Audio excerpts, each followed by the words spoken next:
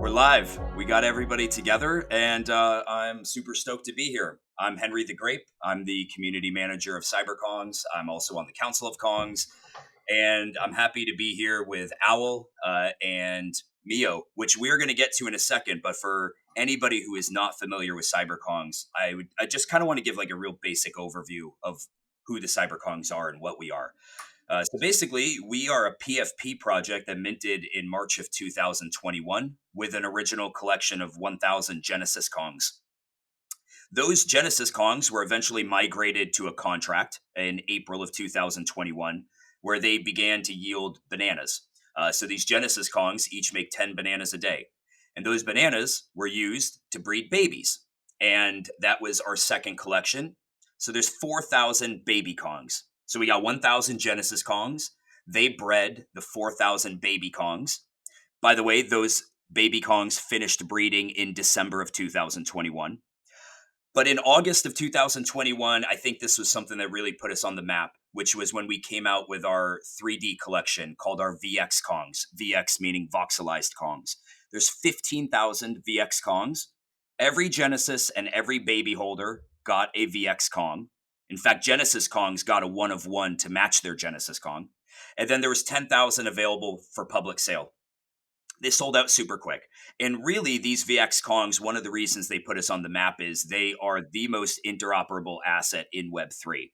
If you're talking for a PFP project, you can use these in games, you can use these in metaverses. We've made big plays in metaverses, which we'll get into a little bit here. But that's just a really basic 2-minute overview of who the CyberKongz are. We're very deep. We've been known for our innovation. We're going to get into some of that. But I'm really happy because to be able to grab Myoo and Owl to sit down and talk is not easy because they're both obviously insanely busy. So we talked about this. I feel like Owl and I talked about this in London. Like it was really important to be able to sit down and talk to the community before the end of the year about where we are. And so here we are.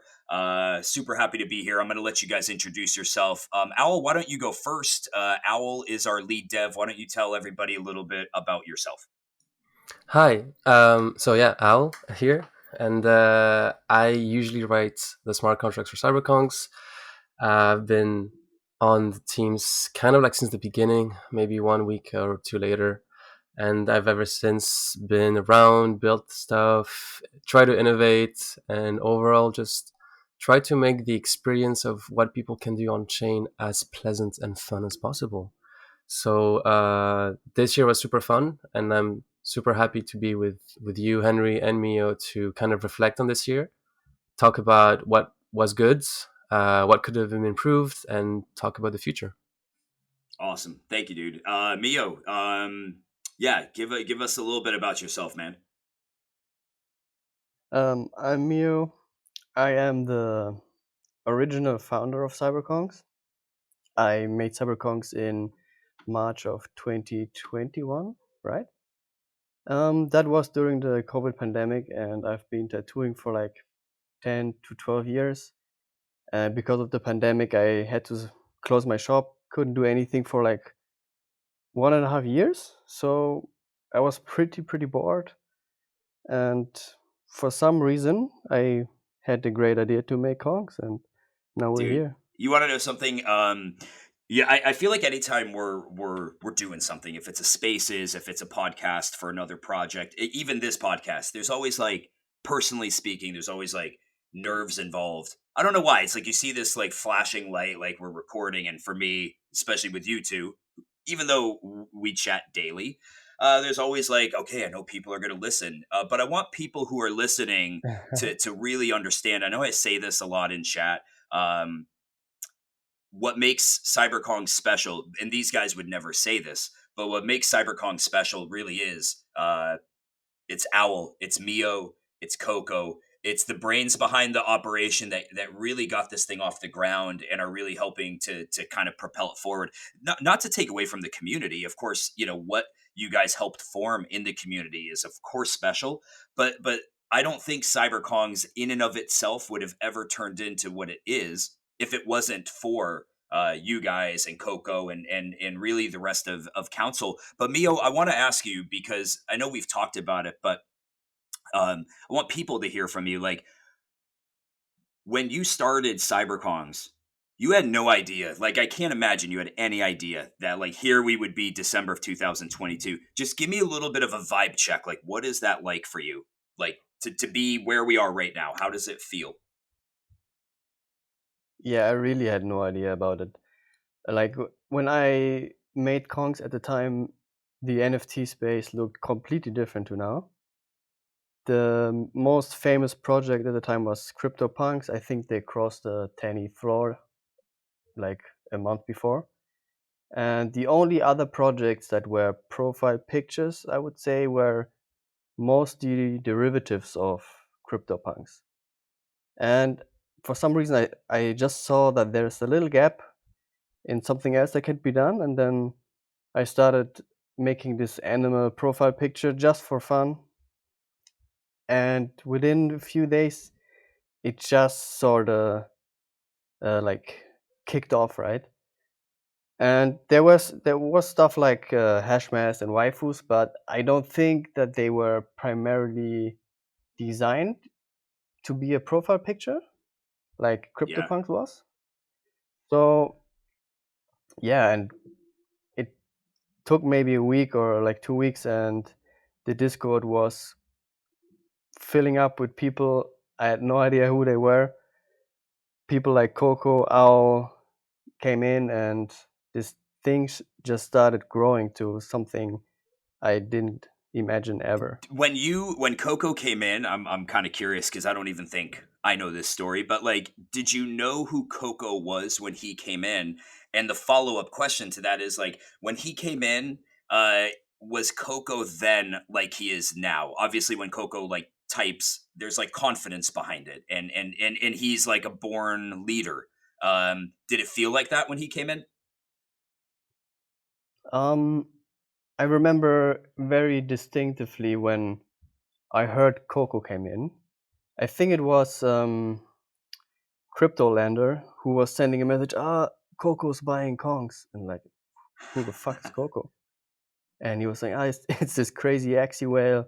He has this big following in the space, and I was like, oh, cool. That's insane. And shortly after that, he popped into the Discord, and it was pretty funny because he he's he's the nicest guy I know, but he can be hard to read if you just get to know him like via Discord or something. And it took me a while to get like behind the character that is Coco. But yeah, he's awesome. He's a big part of why Kongz are where they are now, and we wouldn't be here without them for sure. Was he heralding back then, or did the heralds start at a certain time, or was that always just part of his character? I think when he came, it was still that other emoji. What's his name? Carlo? No. Oh, you know that. Oh, yeah. What is it? Well, you know what? I'm gonna find the name of it. I know exactly which one you're. You know what? It's funny you say that because I feel like that has kind of taken a back seat to Herald, and I tell people like there are like I think 4 use cases of Herald. We won't get into that on this podcast, but like Infinite Herald, use cases. yeah, maybe infinite use It's cases. the Herald can universal be language happy. in Kong's Discord, I think. I had to learn there were people like Chapo that did not understand the concept of herald, and because of that, he only interpreted. It's like knowing one word in a language. Like okay, in Hebrew, shalom can mean three different things. But if you only know it as one of those things, then you may interpret the way somebody's saying something the wrong way. And I think that's what happens with herald sometimes. Owl, I want to ask you, bro, and I bring this up because a lot of times on, I'm representing Kongz on Spaces and on podcasts, and the thing that's always excited me about Kongz, because while I was not a day one minter, I was in early, and I just saw what was kind of happening, and it was just super interesting to me, and the innovation that was happening, because when I joined VX's, like the idea of the VX was announced shortly after. So it was like part of the roadmap. But I'd also recognize that like in Web3, innovation right now, it isn't appreciated. Like I don't feel like people, we'll talk about Guardian contract here in a bit, but I feel like what people care about is like when price go up. That's just like that is what fuels so many people in Web3. Not all of them, but a lot of them. And for somebody like yourself and as talented as you are, like I'm just curious, how do you reconcile that when you probably understand like there's so much more to this? What goes through your head as you see that so much of what people care about is just nothing more than the value of the technology versus the technology itself? As to be honest, it's I just try to ignore it. It's kind of a weird one, and probably not what you would expect, but it's more of a, as you said, 90% of the people in the space are there for speculation and investments. I mean, and I'm not here to like point fingers at anyone. I'm also the same. Everyone is. They value crypto as an investment, in most cases. But when you find a community you want to stay in, then you go beyond that. Like, okay, I'll just hold and I'll try to build and make it more valuable. You're still incentivized. At the end of the day, everyone is. You're not just going to stay for a community, especially when there's loads of money that's been invested, to just keep on to keep on going and just like, oh, it's whatever. No, you're incentivized to make it work, because at the end of the day you want to be able to reap rewards, and that's fine. Everyone's the same here. But so when I build things, I build in many different projects, and I try to hedge myself in a way where some stuff that will make me money, I do them either on my own with other people, and those are the ones where I do the rewards. And so I know I can make a living out of what I do, maybe elsewhere. And then that means that because I've satisfied this hunger that I have of being able to like earn money or make a living off my skills, I can focus on innovating in a way that's not just about making money, but preventing people from losing money, or like making it more fun, and all those things where, yes, it can be monetized, but at the same time does it really need to be monetized? And this is one of those things that kind of like, that's the problem people have when they build open source software. So people that build Ubuntu and Linux softwares and all those things that are free to use and that are used by every big company of scale, they use all those programming systems, that OSs that are free to use, and those people don't make any money, and that's fine. But you got to be committed. Sorry, not convicted. You got to be committed to what you think, and it's true to that. And so just to stay with that, when I try to build with CyberKongz, of course, sometimes you think, oh, monetization can be done. But in some instances, you think something is amazing. Like, no, there's no need of monetization. Just the idea of this tech being used everywhere is good enough. So that's usually how I proceed. At the end of the day, I'm like everyone else. I'm not a benevolent person. I make use of my time. I am fair with my time, but at the end of the day, like, I try to do things that make me happy. And so, as long as I do all the things that make me happy, that means that I can do something without thinking I need something in return, and just do it for the sake of building. I mean, you might not feel like you're benevolent. By the way, I apologize. My dogs are one floor above me, barking at something walking down the street. So sorry, I'm not in the CyberKongz studio, which doesn't exist yet. But Yeah. Owl, sometimes I think, and I explain to people, and maybe I'm wrong on this, but I say it either way, that I really do think that the way Web3 could evolve is similar to like the way a landline evolved into the cell phone. Like the landline used to have operators that were on a switchboard plugging people into different people. And I don't think at that time that they thought, 40, 50 years from then, 60, 70 years, however long, that people would have these handheld devices that connected them to anybody in the world, and that at the touch of their fingers, they could literally have any information they ever wanted on the internet. And even though I realize like that isn't exactly what Web3 is, I guess my point is I feel like what Web3 is right now in its infancy probably is nothing like what Web3 can look like, 5, 10, 15 years from now. But as a dev, do you look at it like, oh man, there is infinite possibilities for this tech? Or do you feel like, at the end of the day, this tech might just be kind of like a new way that people can do gaming and collectibles. What's your thought on that? No, I think blockchain as a whole has tremendous potential in very specific cases. You can think of blockchain as being a very glorified and expensive database. The only thing that it has on top of just a normal database is that all the information is public, it's secure, and it's immutable. Once it's set, it cannot be changed unless you do something about it. And so all those different traits are very useful for very specific things. Outside of CyberKongz and the whole NFT space, one of my theses is that I can see blockchain as being the global financial settlement layer for uh, transactions of value, money, for example. Like uh, it'll take some time, and it's not going to be used for everything, but I still see it being like that, and this will come with adoption. I was speaking with someone who was like asking me, well, we were kind of discussing where do we see blockchain like at some point, and of course there's a lot of people that are trying to put the system down in a way, and some people are incentivized to do so. Banks don't need blockchain; they don't want blockchain, but blockchain was created because banks were very very secretive and lying to us about everything's fine. Look at 2008. So with that in mind, yes, blockchain will prevail and it will do great. But as you said, we're still at the infancy of what we can be doing. 2017, 2018 was kind of like the Stone Age era. It's like, oh look, we can make fire. This is great. And now we're like, oh look, with the fire we can make like chimneys and like we can make weapons and melt metals. This is great, but we're still very far away from what it's technically possible.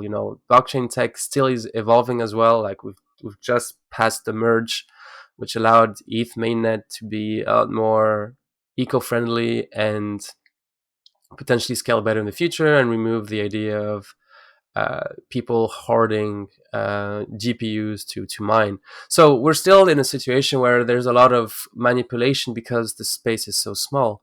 But as adoption grows, and adoption grows because people are building on blockchain, it feeds adoption. And as more people come in, people try new things, and as people come in, more builders come in, and those people will be able to see the state of where we are right now and think, oh wow, what if we combine those two things? Or oh wow, this is missing, let's build it.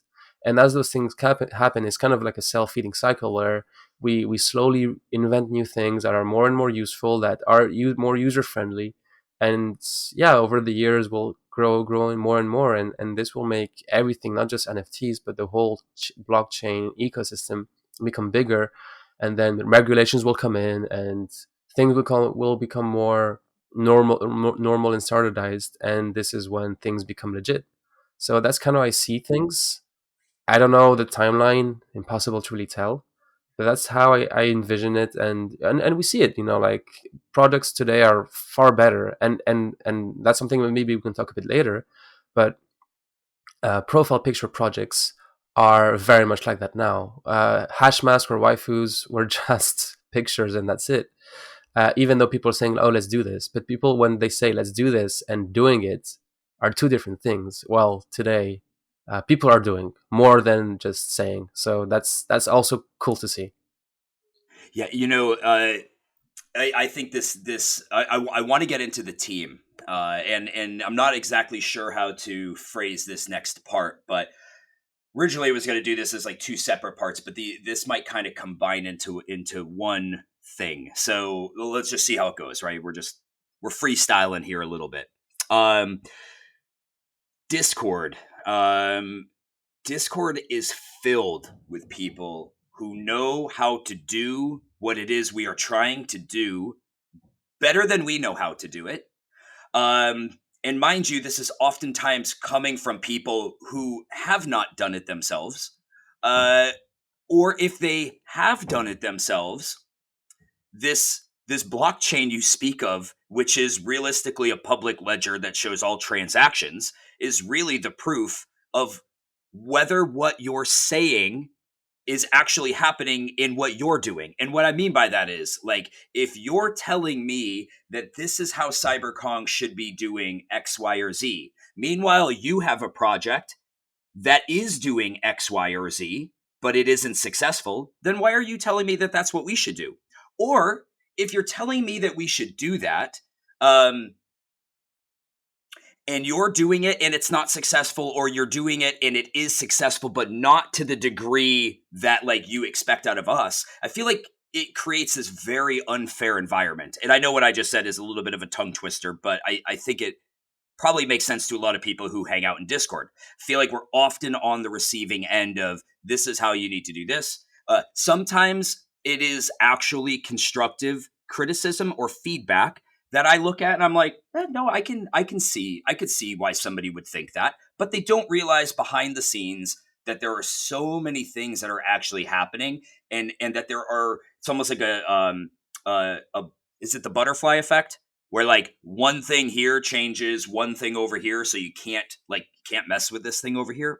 So this is sort of two thoughts combined into one. How difficult is it? And Myoo, I'll ask you first. Like, how difficult is it to implement the right ideas when you're dealing with like a multi-million-dollar brand, right? In CyberKongz, and how difficult is it to assemble the right team behind the scenes to execute that?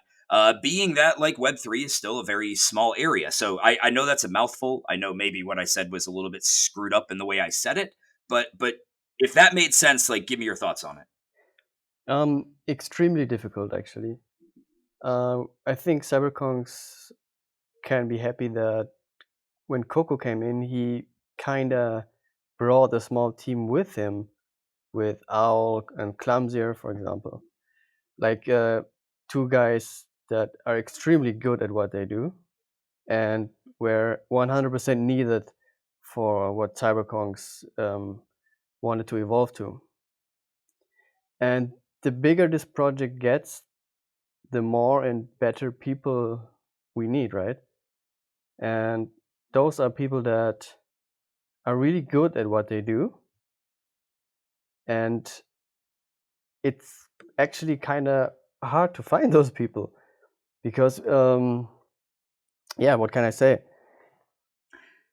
They're not everywhere, right? Like it's not just like there was one point I think I remember where Sebs and I were talking about putting it may have been on LinkedIn or it was somewhere where we were looking for a position, and it's like we couldn't even quite think of how to explain what the position was to somebody who was not native to Web3. Yeah, those positions are so like malleable. Like one person oftentimes has more than one specific thing to do, right? Yep. So we need very, very flexible people too. Reminds me a lot of like when I was in the military. A lot of times you had like your primary duty, but then everybody also had a secondary and a secondary duty to fulfill. I think it would be helpful to people in CyberKongz specifically to kind of understand what it is that each person on council kind of like focuses on, and maybe our team in general, because we've added some people. Also, our announcement yesterday, Inverted stepped down. So let's talk about this a little bit and give people like a little bit of a look, because I would venture to say that a lot of people know who Sven Star is, of course, but they probably don't know what Sven does. Whereas most people in like the CK Discord know Inverted, and they know what Inverted does. So like let's first talk about Inverted. I think that's probably the freshest thing on people's mind, and obviously Inverted is a friend. I worked with him closely, and he's kind of moved on to be able to explore other things in Web3. Let's just talk about that for a minute, as far as him stepping down. What does that mean to the project? And then we'll talk about everybody else and what their duties are. As the project grows, positions change, and what at the beginning was the right person for the job, maybe not the right person 2 years later, right? Yeah, I mean, I think that's fair. Yeah, and our IRL events, we put this in the announcement. We went heavy IRL events in 2021, 2022. For a while, we had a full-time event manager. Um, and I think we've kind of realized like it doesn't make a ton of sense. Look, NFT London, we did a small holder party. I had a speaking engagement there, but I can tell you there was a very odd vibe at NFT London. I don't mean amongst holders. I just meant there were more speakers there than there were attendees. And you saw that there was at the end there were empty rooms. I felt so bad for those speakers who were literally speaking to empty rooms. I was lucky that my talk was day one within the first hour of the event, so there was obviously still people there because it had just started. But I think we've realized like events, we hit them hard. And there just isn't really, we'll do events in 2023. I had people DM me last night like, are we not doing events anymore? No, that's not what it is. It's just we're very choosy right now about what events we're going to do. And I think Inverted really focusing on that side of things, I think he just realized like there's other things that he has to offer in Web3 that other people might be able to make more use out of than CyberKongz right now. Does that make sense? Does that sum it up, I think, in a eloquent way? Yeah, pretty much. And I mean, obviously, this is totally nothing in between him and us. We are still friends, and he will still be around in the community and help us out wherever he can. He's modding. Yeah. No, I actually didn't think time wise that he would want to, but he did. He loves the CyberKongz community, and of course, he's a big holder. I think he's got 11 gens, 114 VXs, and a ton of babies. So yeah, he's as I say, he bleeds ooh. Okay, so let's talk about everybody else on council and give people an idea of what their roles are. Okay, I'll talk about Myoo and Owl from my perspective, and then maybe you guys can tell us about some of the other guys. Myoo is our artist and founder, and I kind of view you as like a CEO. And I view you and Coco as I kind of view you guys as co-CEOs, even though you guys have very distinct roles. But you're man, you got obviously great work ethic. You probably don't get a whole lot of time that you get to take off. But yeah, artist, founder, biz dev, you kind of probably wear 4 or 5 different hats. And I think as we get busier, I got to imagine that focus is going to be a little bit more on the creative side. You know, you and I have talked about this a bit. As we get bigger, and dude, you're needed in everything. So now I'm going to pivot a little bit. You're needed in everything. So the question is, do you see yourself as being, as CyberKongz grows, will you be do you see yourself as doing every piece of art that comes out of CK? Or do you think as we grow that the future may have other artists involved? What's your thoughts on that? I mean, at the moment, we already have some other artists working for us, like the sprites that we made for World Wide Web, and is making cool artwork for us. So already we have people helping out.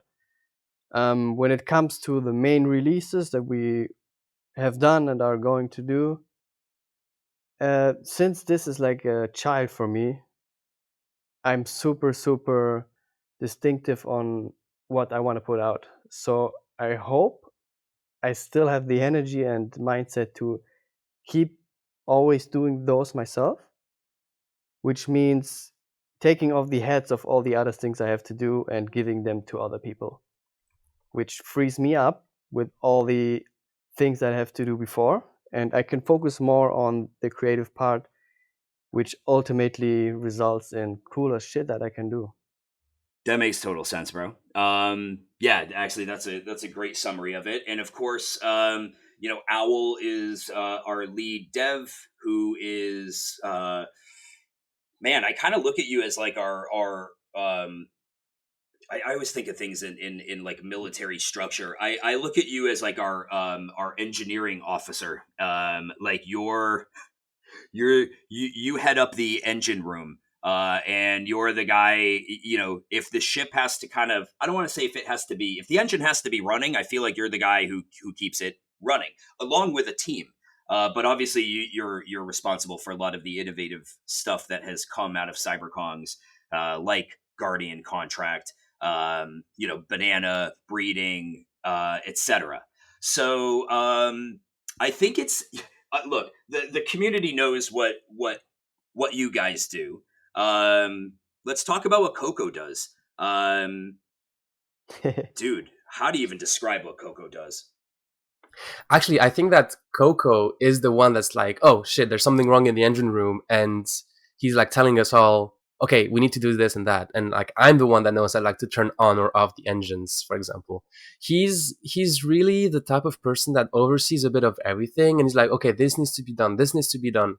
I don't want to say that he's the one, like he's not like the captain of the ship. He's not like the one directing where we should be heading. This is kind of like the council's role. Like we move in consensus. But when it comes to like what needs to be done, like at this right moment, he knows exactly how the ship operates. Like this needs to be done. We need to talk with this partnership. We need to push this code. Oh, how are we doing on the art side? Like he's really like kind of like asking everyone, and just kind of like keeping tabs of when things need to be done, and when we're releasing anything, just to make sure that everything is done correctly. So he's really the. I'm not saying that he's like the mastermind, but he's kind of like the what's the name of the guy that kind of like handles orchestras, like the guy with his little like maestro. There you go, he's the maestro, and he's kind of like trying to make sure that everyone is doing exactly what they should be doing and doing it efficiently. That's I don't know how you see it. I see Coco as that, basically. He's a master micro and macro manager, in my opinion. And he can multitask like 1,000 things at a time. Yeah. And still just do it on the sideline while he's actually trading. Did you know that so Google had to kind of like talk with Coco to see how his brain functions, and they've implemented what they've learned into Chat OpenAI. No jokes. I have to say, I'm a bit of a. If you ask my wife, I'm a bit of a workaholic. Like I have 3 kids. I run a business that doesn't make me special, but like I also took on the tasks that I do with CyberKongz. I love CyberKongz, of course, but like I'm a bit of a workaholic. It is hard for me to look at a lot of people and think that they work harder than I do and have like legit respect. I have a lot of employees. I have about 14, and so like oftentimes I'm always like disappointed in how people work. I've never met somebody that works the way that Coco works. Honestly, I don't have answers for it because we joke about him being AI. I just like there's just certain things that I'm like, to keep up the amount of workload that he takes on and the complexity of the things that he takes on, and to do it during the hours that he does it, like legitimately. Okay, like he can only be sleeping 3 to 5 hours a night at most, Maximum. consistently. Maximum, right? Like that's no lie. That is no Maybe he's doing lie. that polyphasal sleep schedule that Leonardo da Vinci did, where he sleeps 20 minutes every 2 hours. I don't know, man. Oh, dude, I didn't even think of that. That would be Didn't fucking even crazy. think of that. Now let's talk about some of the other unsung heroes of the CyberKongz team. Some of the guys that are like in the engine room, let's say, and the one that comes to mind first for me, not that there's a ranking order, but Sven Star. Sven's a really unique member of the council, and I say that because he's one of the most versatile. He's always willing to hop in voice chat. Not that others aren't, but when I say with partners, a lot of guys like Myoo and Coco, a lot of times they're super busy, so they can't always hop on biz dev calls. And to be able to have somebody from the tech side of the house available on these biz dev calls is really important, because if it's just me or if it's just Word and Alpha, we don't have that full tech package behind us. Like to a normie, we can talk the lingo. But if we're talking with people that might have a dev on the call on their team, to have somebody like Sven around is just it's really important. And the input and feedback that he has is just it's just so good. I can always trust what he says. Um, he did a lot when it he did a lot when it comes to, or does a lot I should say, when it comes to our files, the security of our files, data infrastructure behind the scenes. There's just a ton that he does that obviously I'm not amazing at explaining, but he's certainly a huge part of CK. He's also one of the funniest guys. If you see him in Discord, if you chat with him in Discord, he's got a great sense of humor. Sometimes it's really dry, but it hits me in the right spot. I really appreciate having Sven on the team. How about you guys? Sven, I think he's working with AI in real life, so maybe he made Coco, I don't know. And for us on the back end, he's doing a lot of the man, what the fuck is he actually doing? He told me like his he kind of, when he summed it up to me, he's like he is the tech How do you say lead that? data science and infrastructure. Tech lead data science and infrastructure. Actually, I can maybe give a bit of insight. I know he crunches numbers a lot. So basically with Lexi, they kind of, for example, for the PNK model, I know they've been working hand in hands to kind of like tweak it a bit, add new events, and kind of make sure that the model doesn't creep in a way that we are creating too much assets of specific things, or like we're giving away too much, and that working with statistics to make sure that when we're pushing something new in PNK, it will resume and it will forgo for as long as it's expected. Sven was actually the person who I gave him all like 3,000 files of different body parts, and he was the one who actually wrote a code and turned them into full generated VXs. So that's on him. Okay. You know, Al, that was a good lead into Sebs. I think we should talk Sebs because, as a lot of people know, Sebs started a restaurant, and Sebs has obviously been really busy with the restaurant. He is still involved behind the scenes, but admittedly, like, we know he's got to give some time to that. And so the question is like, what is Sebs? I used to work with on the biz dev side of things, talking with partners, etc. What was his role on the back end side? Sebs also was one of the persons who was here from day one, and immediately he proved himself like just as a valuable member and holder, and just wanted to help wherever he can. Turns out that he knows how to code and actually is someone who can get shit done. If you like tell him, hey, we want to throw an event in the EU, he creates like a sick event in Amsterdam. And he's the person who mainly made the VX viewer we have now, and he's still working on it to make it better all the time. He's also he was also doing some web development together with Clumsier. Okay, let's talk Clumsier. Oh, Clumsier, I can tell you. Clumsier, I worked with him for a long time. Like, it started with Axie Sushi, which was like a little fun Axie racing game where Axies could eat sushi, and they if you won, you could get rewards, and that was like one of Coco's projects. So I've worked with him for a very long time, and he is someone that can code. He can read smart contracts. He understands how they work, and he just like he's a very good Web3 dev. He connects what comes from smart contracts, puts it on a website, and just makes it all work, and animations and all those things. So I've worked with him so long.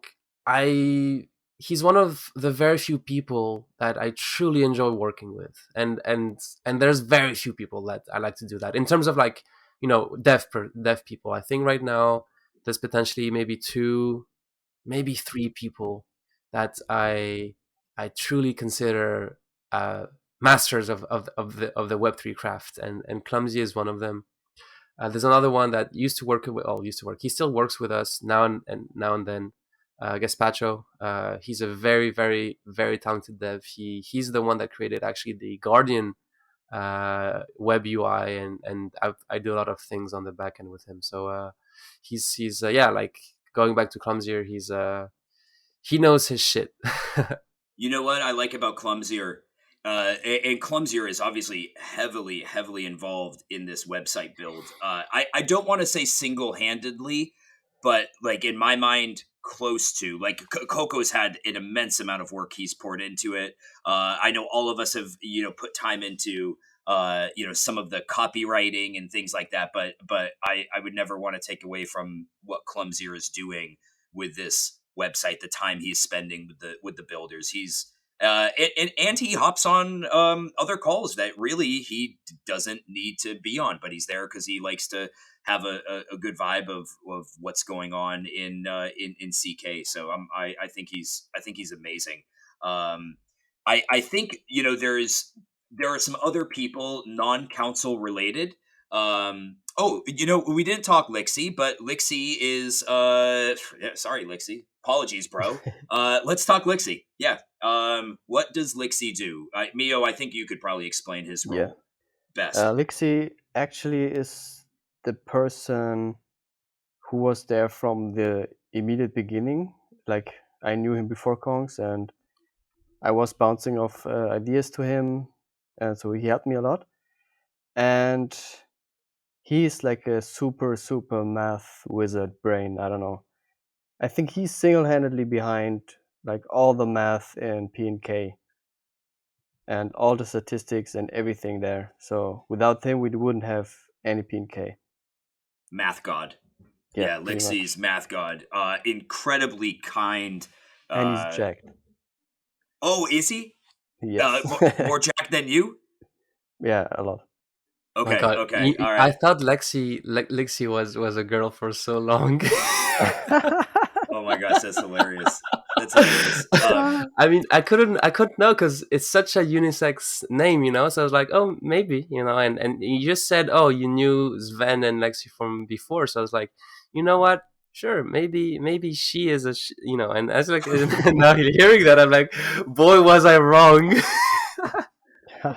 I think he never talks either, like Coco. So and that's why probably. Some people that are not on council that I think people should understand, and then we're gonna start getting into some juicy, juicier stuff. But I get asked a lot, like what people on the team do. Recently, Word and Alpha and Sniggy were brought up into upper management positions, if you want to call it that. And so Word helps a ton on the biz dev side of things. He's such a bro. He does a lot, and the thing is, I think the community doesn't know half of what he does. But we called him like chief of staff, but in reality, I don't know what the official title is. It almost doesn't matter, but he's heavily involved in biz dev on our side and accounting and things of that nature. Did I miss anything on him? I mean, he's also like a jack of all trades, I believe, but he's super valuable with what he does, and without him, we would have lost a lot of time, I think. Oh, totally agree.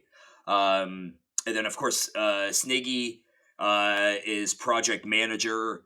And he's done an incredible job. Obviously, he's been in the community since the beginning, but he's done an amazing job helping with some of these projects that we're working on behind the scenes.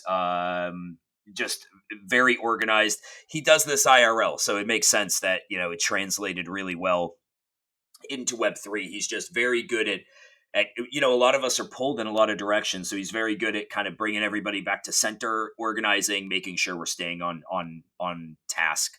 Yeah, totally. He Frosty, keeps let's talk. reminding me with all the stuff that I forget, like every day. Yeah. Like sometimes you don't want to ping from him.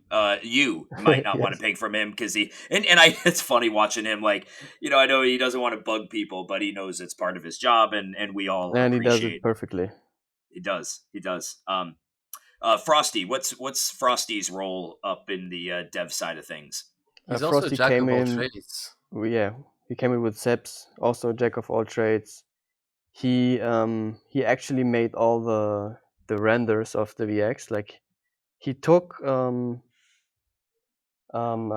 rendering engine and stripped it down, decoded it completely, and then wrote like a code for us to render all the X's in exactly the pose we want with the lighting we want, and also worked on the viewer with Sebs a lot. Um. He also made most of the claw, actually. Oh yeah, that's a big one. And he's I met him IRL. Great, He's great funny guy. as hell. Great, Super yeah, nice. dude, hilarious. Kale, we've brought on as a like full time social media. I'll tell you what, she's awesome. A lot of people know Kale from social media and from being part of our like calendar team. And I'll tell you, like, she's organized. She does a great job with, she writes a lot of the Discord announcements and Twitter posts, and I think her job's going to be in. I think her workload will just continue to get larger as we start implementing other marketing ideas, etc. But I think she's been an awesome addition. Obviously, I work with her a little bit more than the devs do, but yeah, really, really good. A lot of people know her from the calendar team, which, you know what, the calendar team has been such a big part of Kongz, which we won't get into everybody there. No offense to the calendar team. I just know that people probably want to start hearing some cool stuff about Kongz, but all of the people on calendar team do an amazing job, just like the mods do, of really um, helping to just it's those things that Kongs have to do to stay relevant within Web3 and getting whitelist spots for Wall Street Kongs. They do an incredible job, and they're led by Alex, who I think has just been a really amazing Kong with the connections he's made, and obviously he's really gained some traction in Web3. And has great connections with when I say the Asian crowd, I just mean I don't mean that in a like racial profile. I mean, like, there is a huge influx of people in Asia, and we have a lot of holders from Asia. And Alex has a lot of inroads there, so we're super happy to have him. And Ant, Myoo, tell us about Ant, because I feel like he's somebody you work closely with, and I get to work with him a bit too. But tell us a bit about his job. I think we vetted a lot of like graphic designers over the time that could help me with creating all the graphics and whatever. And he was the first one that kind of like got my mindset from the beginning and all the design language I wanted. So it clicked immediately. He knew exactly what I wanted when I said it, and yeah, now he's full time and doing a great job. He's awesome. Yeah, you know what? I like seeing the synergy between you guys. You guys can't see the synergy the same way somebody on the outside can, but like, it's cool dealing with Ant because he understands those little. I mean, when I say the little things I would never think of. But whether it's things like borders and things like that, like, he really does understand. Like, while I feel like I understand the voice that you want to convey to people, like, I feel like because I've talked with you and I know how you want Kongs presented, I feel like Ant understands that Yeah, in totally. on the art side of things, and I really really like seeing that. And just as I don't want to say honorable mentions, because they're really important to our ecosystem. So they're not honorable mentions. They're heavily involved behind the scenes. Our advisors, Markman, Banana Boy, holy crap, man, they're to me, they're every bit as important to the CK ecosystem as any of us are. Banana Boy bringing events like Vivian Tam to the table, doing amazing content. Just no idea how well connected Banana Boy is, and I don't mean that like we use him. I just mean he's connected because of who he is as a person. People are drawn to him. He is a Kong, dude. He is a Kong. If I could put him on a postcard as a poster child, he's awesome. And of course, Markman. You guys and Myoo, like Markman's great. I talk with him a lot. Do you want to talk a bit about like what he does behind the scenes with Kongz as far as like Yeah, sure. FBX files and things? So I think most people know that in real life he's running a company that actually does a lot of 3D printing, and he's doing most of the 3D printing for us, and that's how we actually got to know Kongz, because he was getting like a lot of contracts in like to print Kongz, and he was like, what the hell is this? And then he joined the community. And yeah, obviously he's the head behind Kongquest, and our FBX files, which is the 3D files that we generated for our VXs, were not that good in the beginning and not very usable. So in comes Markman with his extremely great knowledge in anything 3D, and he managed it with his team to completely pimp those files up to the maximum, put in a proper skeleton, give movement to the fingers, and basically made that you can download the files, put it in any engine or whatever you want, and instantly can animate your VX. I think people who are listening to this may say, why did you just spend 15 to 20 minutes talking about team members? That's not what we care about. And so like, maybe we'll be able to like timestamp some of this.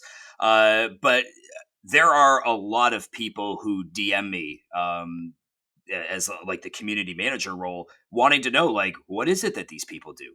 And so I think it is important for people to understand who the team is, and if they want to fast forward through that part, that's fine too. But I think it's important to mention the people who are given their time and the skills that they're bringing to the table. And I think actually that was a great lead into Kongquest. I want to start hitting some of these things that the community cares a lot about. So Markman is obviously very involved in Kongquest, and people ask often, like, what is going on with Kongquest? And from talking with Markman, I think what ended up happening with Kongquest is that there was probably a crossroads they had of, hey, we're building this game. Obviously, we're building it for Kongz, but we know that the success of the game can't just be on the back of Kongz, right? Like it's not going to be the type of game that Markman envisions with just Kongz in it. And we always knew that he wanted to be able to include projects outside of Kongz into this. So I think as we understand it, obviously I don't work with Markman behind the scenes on this. But the back end infrastructure is really what they're building out right now because of the complexity of this game. And so because it got bigger, I think it's taking longer. They're working on the Unity and the Unreal plugins. So I think what's cool about this, and Markman being like an astute businessman, he wants this to be, and it will be, a feasible business model instead of, when I say just a Kong game, I don't mean just a Kong game, but I think we all recognize like, hey, Kongquest in itself could be way cooler as a giant game totally. to bring attention to Kong. So yeah. Any thoughts on that you want to add there, Myoo? Markman, whatever he does it right, obviously. And I mean, I've seen a lot of what they already have built, and it already looks super cool. And now take that and imagine something like Mario Party for Web3, but not only with Kongz, but you can probably put in other collections too. So seeing that and the thought of them creating something that has to be a lot bigger, it obviously takes a lot more time and development. So yeah, it's still being worked on, but the growth of it, it just takes longer. Everything takes longer. Let's shift for a second over to like a question everybody has, and you know, as we get towards the end of this, which we're not at right now, but I do have questions and so, from people in WSK and in the Kongz ecosystem. So we'll get to some which may cross over into some of the things we've already talked about. But I think one of the things people really want to know is like these weapons, like you know, you play and collect, you're getting loot, and I think there's people that are like, okay, well, we're getting loot, and this loot is in the form of weapons or shields or armor, but like, what are we using it for? So what can we say about what they're using it for? What exactly is it? You know, we've released the path, and the path has some clues on it, but maybe we could just get like a little bit more specific about you know, I realize you can't spill the beans on everything, but give Yeah, give I us don't what know you how much can. I can say. I mean, if you study the roadmap a little bit, like the path of Kongz, there's so much in there. Like I've put in so many Easter eggs and so much information to where you can probably get like a very, very good idea of what's coming in the future. But yeah, the weapons initially, their idea was to be used in the sandbox. Obviously, sandbox still being an alpha and integration just taking time. Um, that's not the only thing we wanted to do with the weapons. So we are working on something for quite some time actually, um, which is sort of like an auto battler. And the weapons you own are equipable to your Kong and will change the outcome of the battle. And depending on what equipment you have and how you use it, you can or cannot win battles and maybe other stuff too. Okay, so people's heads will explode. What you just said will produce probably at least 25 to 150 questions, which is fine. So an auto battler where you can equip weapons. Obviously, like I'm just gonna be honest. I'm not as involved. Like I know what we're doing, but I'm not as involved on that side because when I say my skills, like I'm not needed on that side. They don't need to hear somebody who's just saying something. We have skilled people on our end, like the Cocos and whatnot, that are heavily working on that. But what I have seen is really cool, and I think you know, to somebody like me who is not a gamer, right? Like when I say I'm not a gamer, like I would never have had any idea how much work goes into these things behind the scene. Like no, I would have no idea. Even Seb's viewer, I would not know like what goes into building that. But I think if people can picture the weapons that are being built and the Kongs that we have, and how, I don't want to say how difficult, but how difficult it is to be able to put those things on a Kong and be able to build game logic. Um, it's a lot of work, especially if you know that it's going to be quality. Do Yeah. we have like, is there anything you can share about maybe estimated time of it? You know, is I, this something like, any idea on that? I can give insight. Um, So not Go ahead. not necessarily timeline, but I guess I can be a bit more precise on what Myoo said. So you're talking about game logic, Henry. The game's on chain, so it's not going to be something that's like, oh, people can load into a game. Like the game is actually going to be on chain, and everything will be settled on chain. And so going from like equipping the weapons to having the Kongs waiting to be matched with another Kong to fight, and having those pools where people can wait for a fight and those leaderboards and all those things, all that is on chain. So in terms of complexity, we have something that has been done a few times. I think I know there's some other games that are going in the way, like Etherworks, for example, and I know there's a this other game, I don't remember the names. With is it Wolf thingy or My Wolf? I don't Wolf remember, dot but game. yeah, Wolf game. They have something. I would say they kind of the same genre, but what we're doing now is along those lines, but totally different. And the logic behind how the execution will be done is definitely one of the harder contracts I've ever done, actually. Like probably harder than PMK.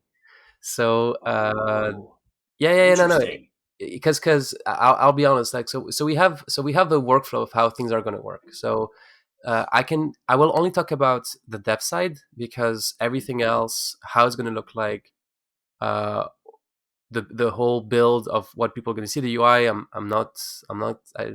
Tom Holland, stop talking. I'm not going to leak it. But like when it comes to the dev sides, I've spent a few weeks already, kind of like trying to figure out exactly how we are going to do this, because it's no easy task, and there's a lot of different problems that I see that needs to be overcome. And I'm not saying it's not impossible. It's more of there's still a lot of time needed to figure those things out, to make it as seamless for the users as possible. So Lots of problem solving as always. yeah. So, the idea of equipping is easy. The idea of figuring out what type of buffs and debuffs people have, that's fine. What's hard is, how do you calculate the outcome in a way that is automated and do it for all the people at the same time? So all those things, at the end of the day, block has a finite amount of gas. So if we congestion the whole chain for like 5 minutes because Kongs are fighting, funny, but at the same time not scalable. So yeah, we're trying to figure those things out. That's super exciting, super fun, but a lot of different things that need to be answered and fixed, and Okay, solutions found. I'm gonna ask a question, and maybe you can't answer it, but that's okay. If you can't answer it, just say I can't answer it. But I once heard a rumor somewhere that maybe in this auto battler, because like if you think of somebody who's got like maybe a legendary weapon going up against somebody who doesn't, I guess you would think that you would stand no chance, right?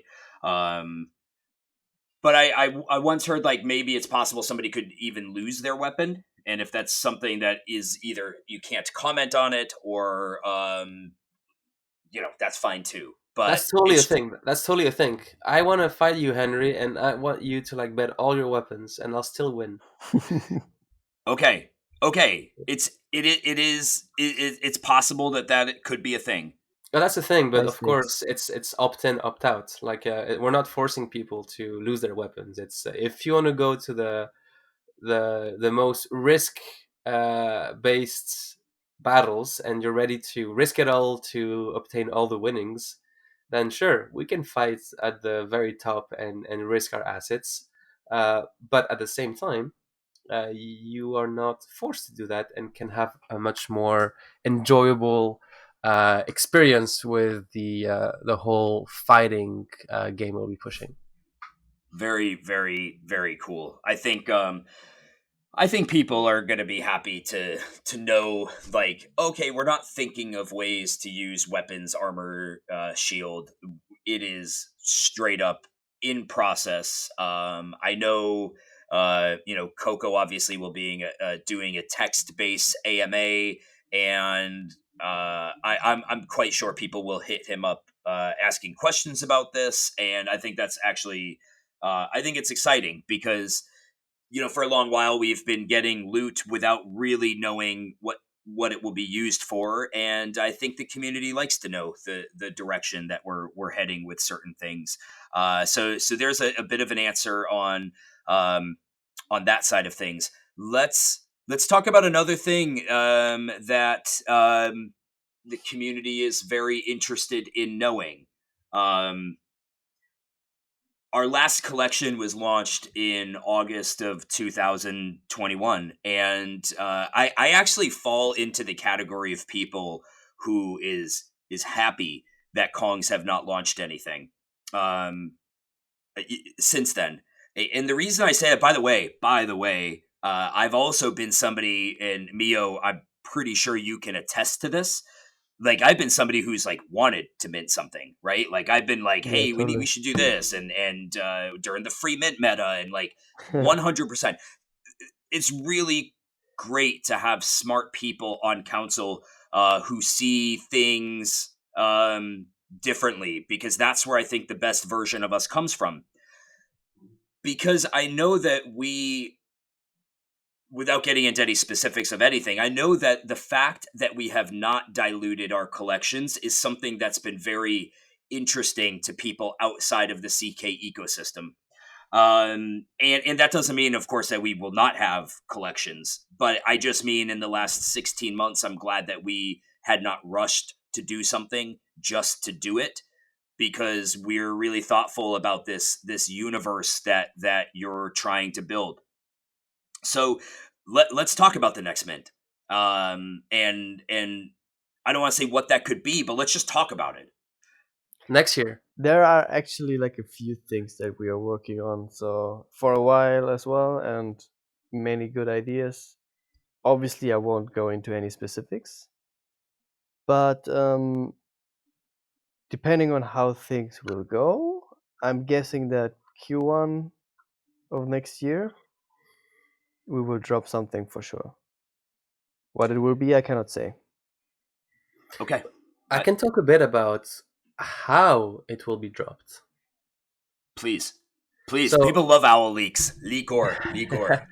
So we've always tried to make drops as fair as possible, and I don't know what we're gonna drop just yet. There's of course a lot of ideas of what could be dropped, and whatever we're thinking of, there's various ways of tackling it. But you know, there's definitely talks and ideas of doing it using the whole lockable system ERC721X, so where people could pay cheaper but must hold for a longer time, so they cannot sell it just yet.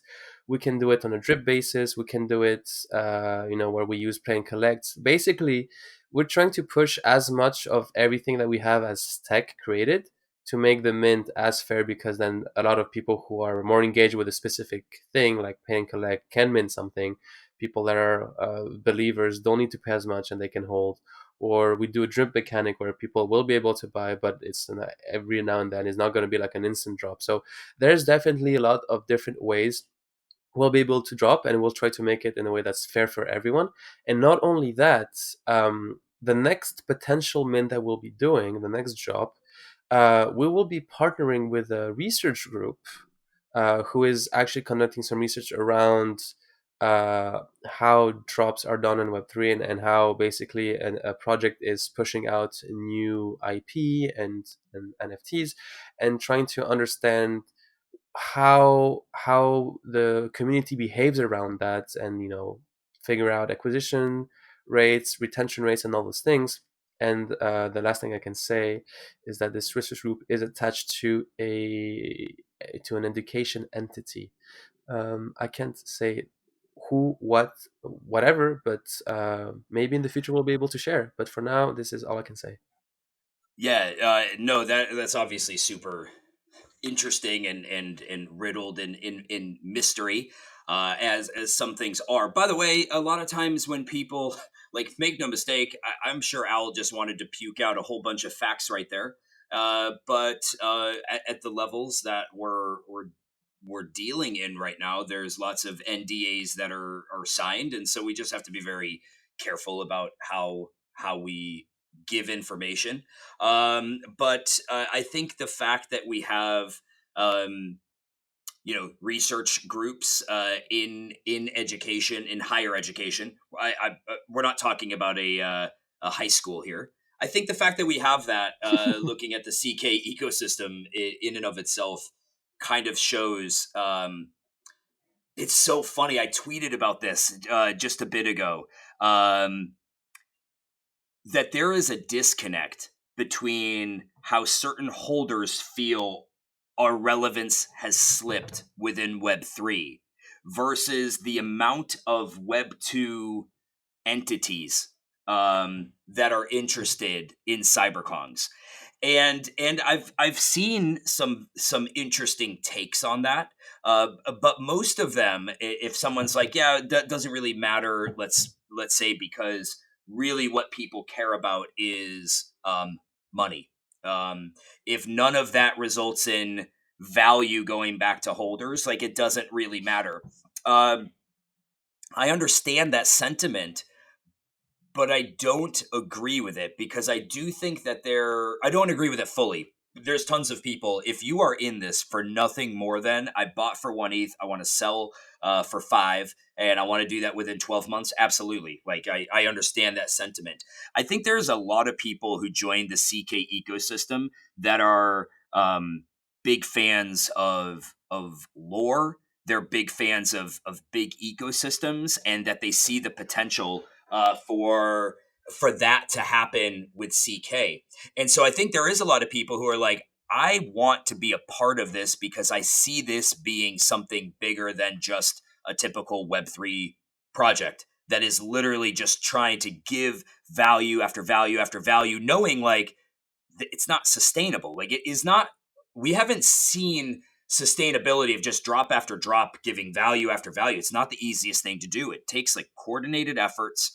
I do think that having these Web2 brands, or having these Web2 entities looking at CyberKongz as somebody that has been able to like hold true to our ethos a bit and not just drop after drop after drop, I think that is going to play towards the future of CK, which is building this kind of expansive universe where there's going to be all kinds of different aspects of what CyberKongs are. And I'm just kind of curious. I know that was probably like maybe incoherent to some people, but I'm kind of curious of whether of how you both see CyberKongs right now and the potential future of CyberKongs and our relevance within Web3. If you guys both want to maybe comment on that idea that there, let me sum up the idea that there is more to being a Web3 project than just being able to drive nonstop value, because I don't know that any Web3 project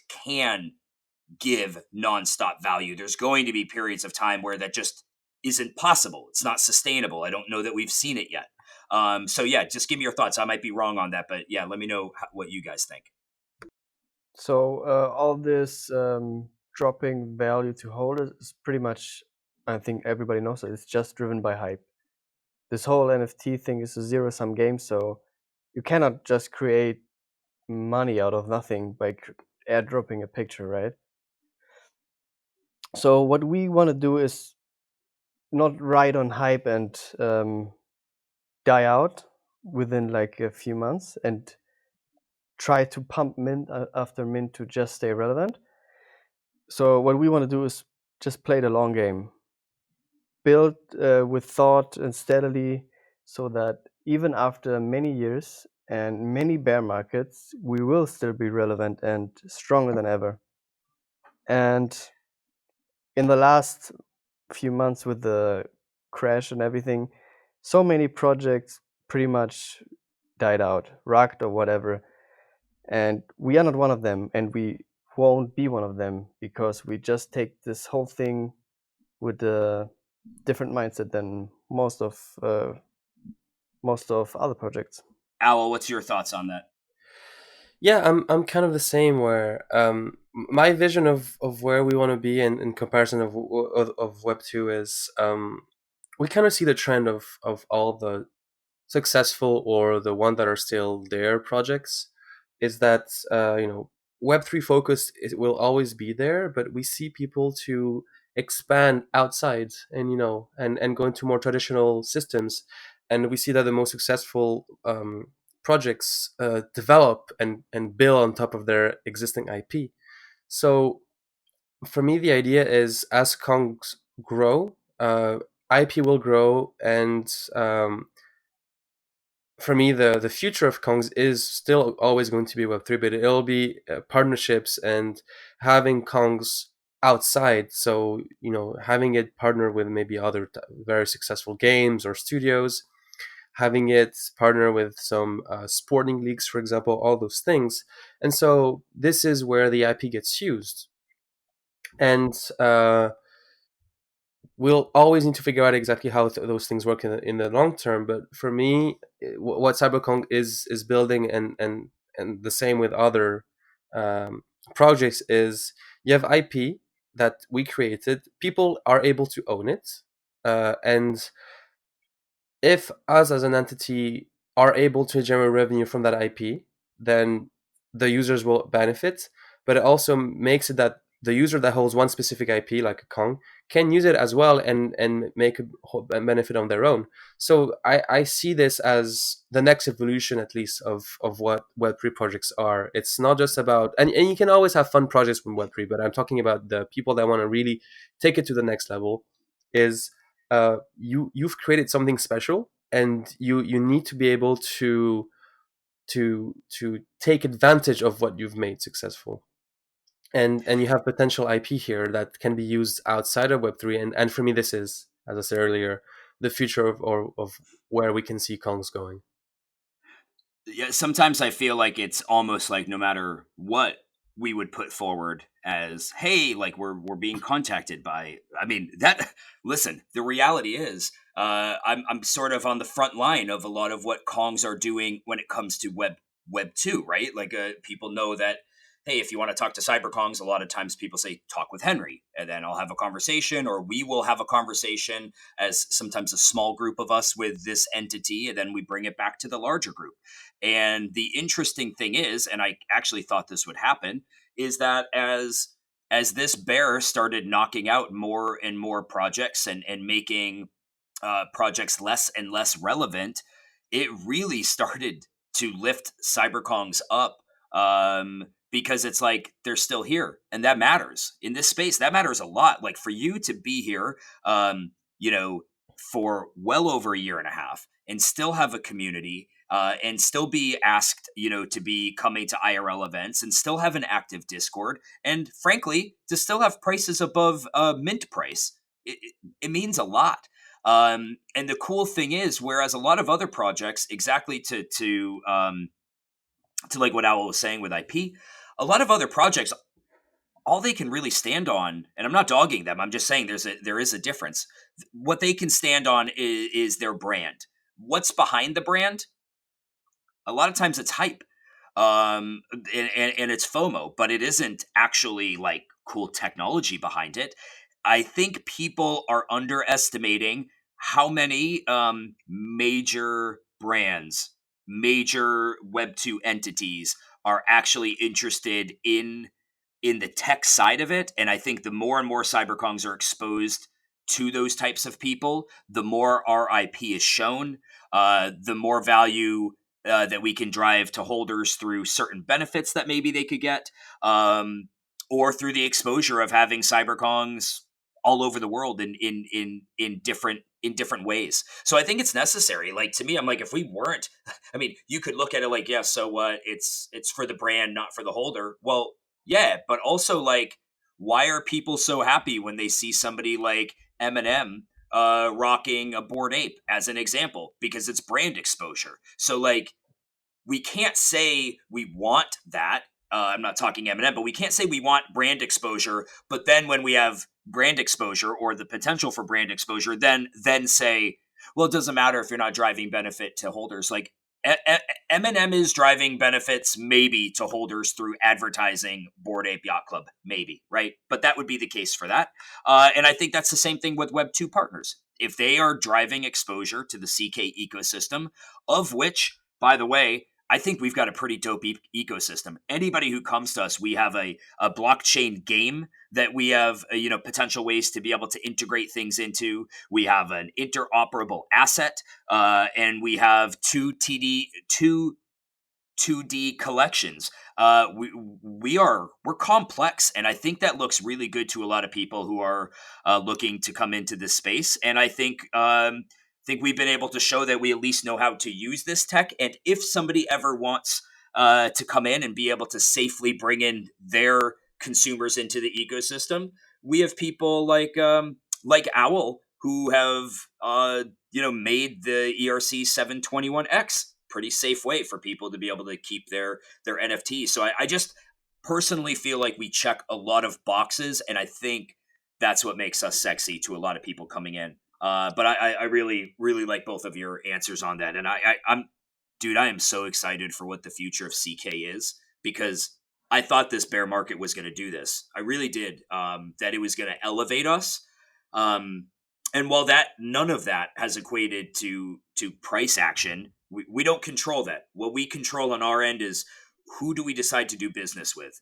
And I think people, hey, if everything works, if everything pans out, I think we got a lot of cool stuff on the horizon. So Myoo, I wanted to kind of come back because you said this, and I don't want this to get lost in some of my gook.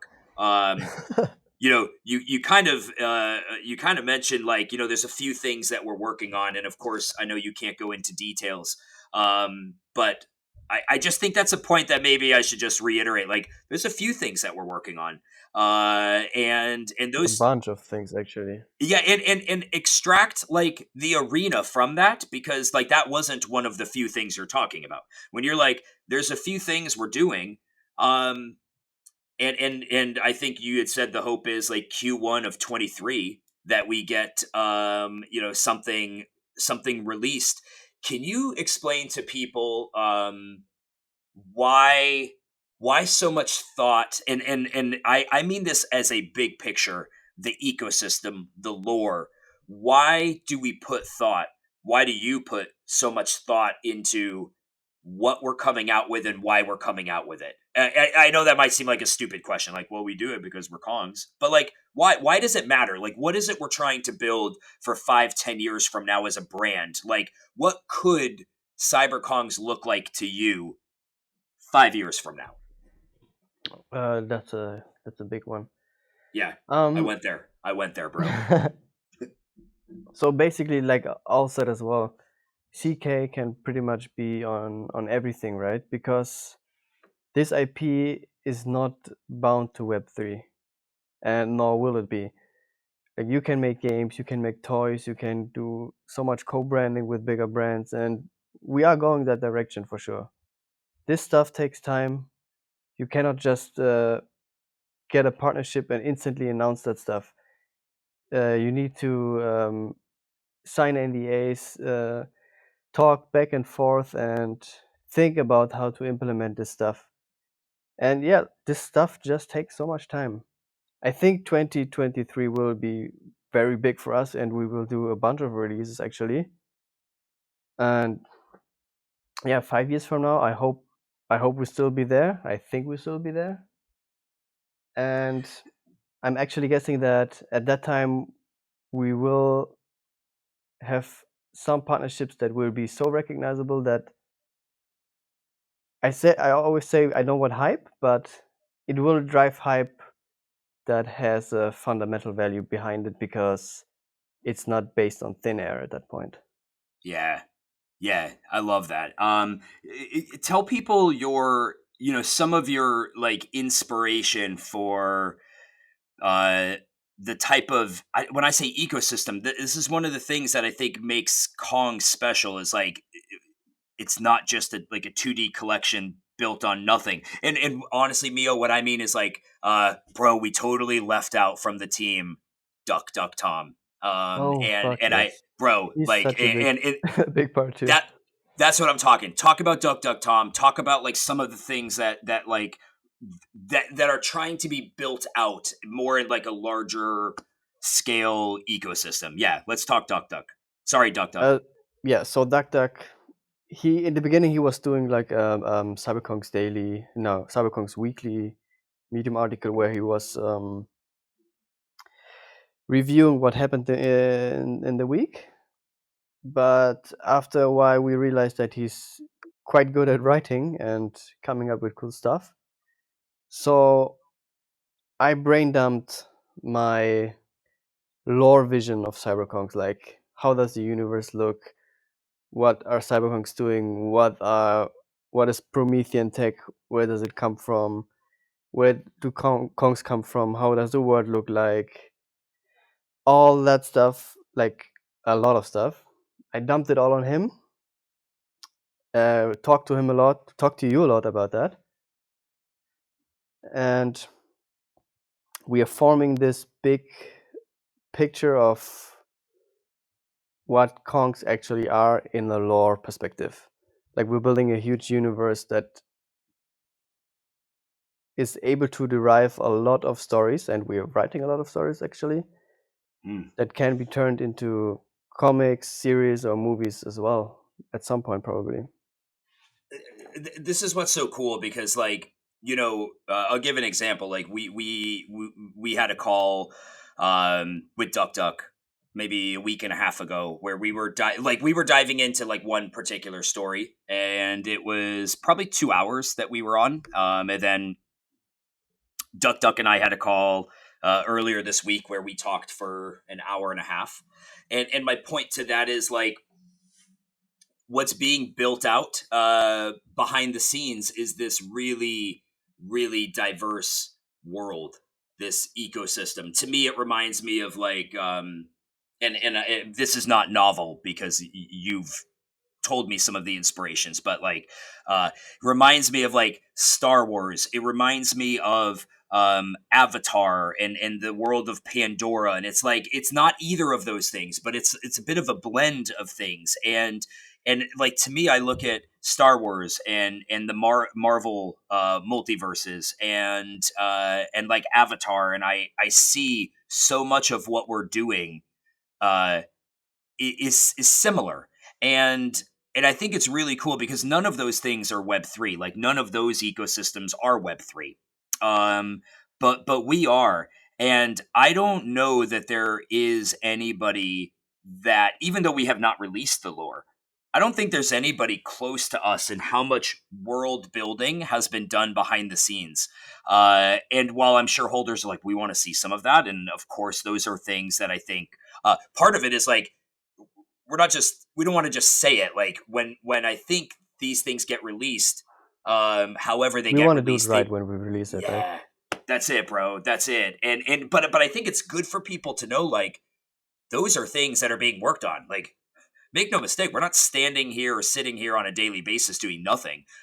There's like a world being built out. And Duck Duck obviously has done an incredible job with so much of that, and getting on calls where like we're talking lore. It's so exciting. It's fun. It's It's crazy fun. to me how well he like can get his mind into it. Like he treats it like some history lesson or some, like he's like an archaeologist.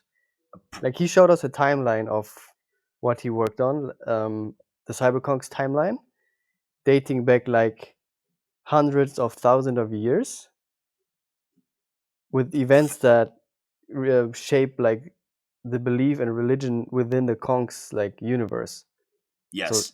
that's how deep we're going with this.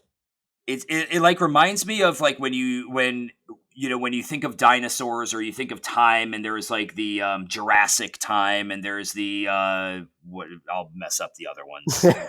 What it's the only one I could probably say off the top of my head. But like those periods of times, like Duck Duck built out like that timeline you're talking of, where there's like all of these Promethean, like pre-Promethean antiquity. Like there's just it's amazing, and the stories and characters that are being conceived, it's fun, and that's why like it's easy for me to be bullish on Kongz, because like Because you anybody know that who stuff. yeah, anybody who like knows what I know would be bullish on Kongz. And so that's why sometimes like if I get defensive in Discord, it's because like I know what we're doing, but I also want people on the holder side to know, like, I understand why people feel the way that they do, because I think we should talk about things like, I think we should talk a little now about like how we as a project should engage with holders. Meaning I personally feel like we should do a better job of keeping people in the loop with some of the things that go on behind the scenes. Of course, we cannot defy NDAs, but I think our holders would be really appreciative of getting these type of updates, like what we're doing here on a more regular basis. And I'm just kind of curious what your guys' thoughts are on that. Obviously, you guys are busy, so taking the time to be able to do things like this is, we had to schedule it, right? But yeah, I'm curious on where the line is. And Owl, you're the master leaker, so I'm curious your thoughts. Obviously, like how much should communities know, and when should they know it? It's case by case basis. I think when it comes to like completely new things that are attached to the project in a way that it's completely new. So it's better not to leak until the very end. But again, I think it's more of a, if, for example, if you're working with multiple projects at the same time, I think it's okay to leak one of them and keep one of the other secret. So today we leaked the whole arena fighting game that we're going to be pushing out, but there's another one that we're currently working on, and it's we haven't leaked it. So I think that's fine. I think we can do that. And also, when we're taking tech that has been created elsewhere, we can say, "Oh, we're gonna do it." It's not a new thing. It works. And I'm talking about the ENS, the whole thing. PCC has been doing it for years, and initially we wanted to push it for a long time, and it's just we've been so busy with other things, we never really had the time to push it. But ENS is going to be coming out very soon. We're in testing phases right now, so expect it very, very soon. I don't know exactly how much. I've been very busy lately. But regardless, I think it's a case by case, and we want to be able to gauge. And it's also that, like, how much those projects will be like insane if we just don't leak it at all. So yeah, I think it's just case by case, and we kind of like see what's happening at this specific time, and we try to figure out, okay, what can we leak, what can we not leak. So yeah, there's definitely a few things that I wish I could leak because it would be fun, but it kind of removes the whole magic that people like. So yeah, I think it's maybe Myoo, you can give us a bit of your insight, but that's usually how it operates. Even though I'm the one that leaks the most, but that's just the role I've chosen to take. Well, honestly, I would like to leak all the time, actually, because it's just like fun to talk about this stuff. Like, I want to tell you guys what we're building, but it's at the same time super hard because some of the stuff changes so much over time that we can only tell to the community about it when we've reached a certain point of, okay, the base is done, this and this and this is set, now we're just finishing the project, we know nothing will change anymore, okay guys, this is it. But we brainstorm so much, like what we're talking about minting in Q1, this has been going through so many iterations, and it's It's just crazy. being finalized. It's insane. So I can I actually don't. give you an insight where I tried to leak something, thinking, okay, it would be just funny. Like, we're not necessarily doing it. I'm just let's just theoretically see. And I've theorized the idea. What if rainbow sunglasses could be created on something once again? And people flip their shit, And I remember me. I was DMing. No, sorry, I wasn't DMing you. I was pinging you. I was like, oh, let's be fun about it. And people lost their shit because they want it again. And I was like, okay, people want it, but wanting and is it good are two different things. Like a kid who's 5 will tell Yeah, you, do you want to eat totally. chocolate or do you want to eat your like soup and salad? Of course the kid's gonna say chocolate every time of the day. But at the end of the but in the end, it's better to eat healthy. And so maybe the solution is, no, we don't want more rainbow sunglasses, or maybe we do, but we think of it in a healthier system. So it's kind of like, Yeah, if yeah, you give too much leaks, then people are going to be very, oh, let's do this, let's do that, and then the community kind of like uh, dictates where we want it to be. And if the project says no, we're not going to do it, then they say, oh wow, you're not listening to the community. This is outrageous. So yeah. it can This is like backfire. such a slippery slope, right?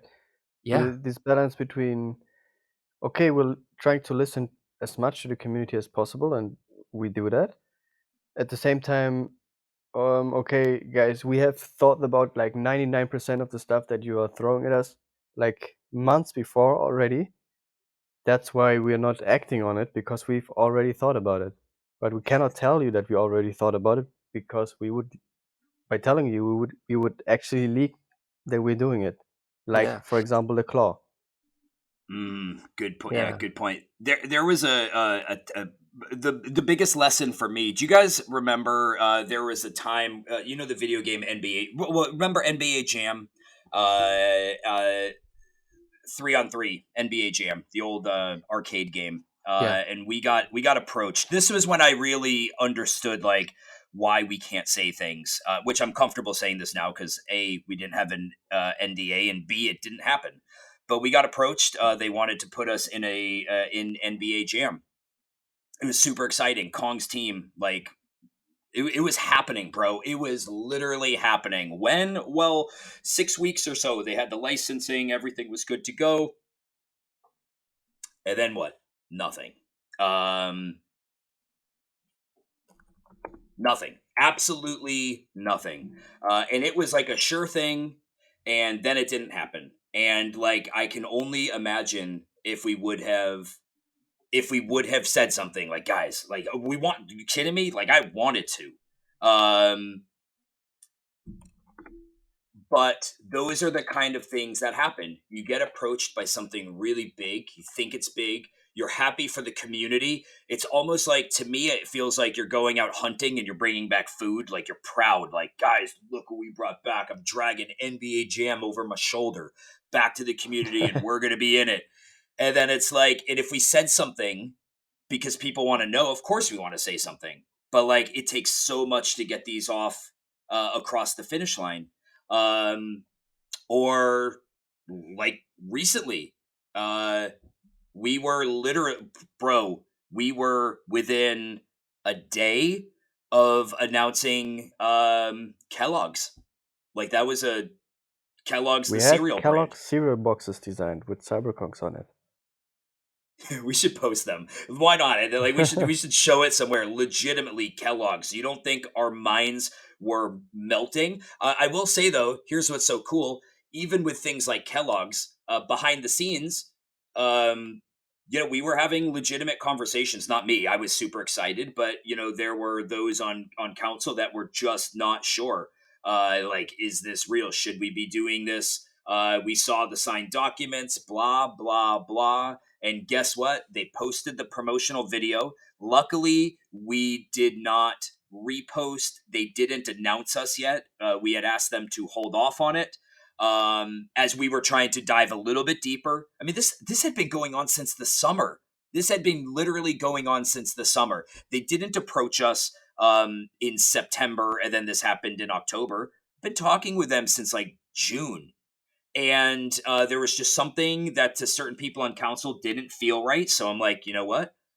Yeah, like if it doesn't feel right, like, let's get the answer. So we put it on hold just to like check things out, and lo and behold, they posted a promo video on their the NFT Twitter account, and they got suspended. And in fact, even though Kellogg's did have an agreement with this streetwear brand that they were launching this NFT project with, that would have had CyberKongz on Kellogg's cereal boxes. Even though they did have that agreement, they did not have an agreement to be able to then like partner with other brands and to use it in NFTs.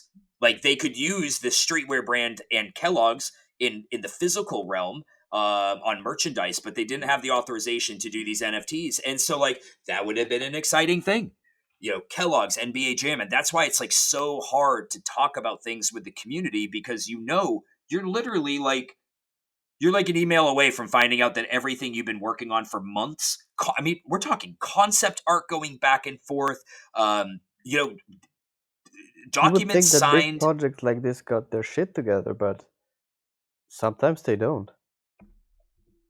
I can actually even give you even like what Henry is saying isn't just applying to us. Like, you could say, oh, but this is CyberKong's case. And I was like, no. I have a friend who knows a very high, how do you say this?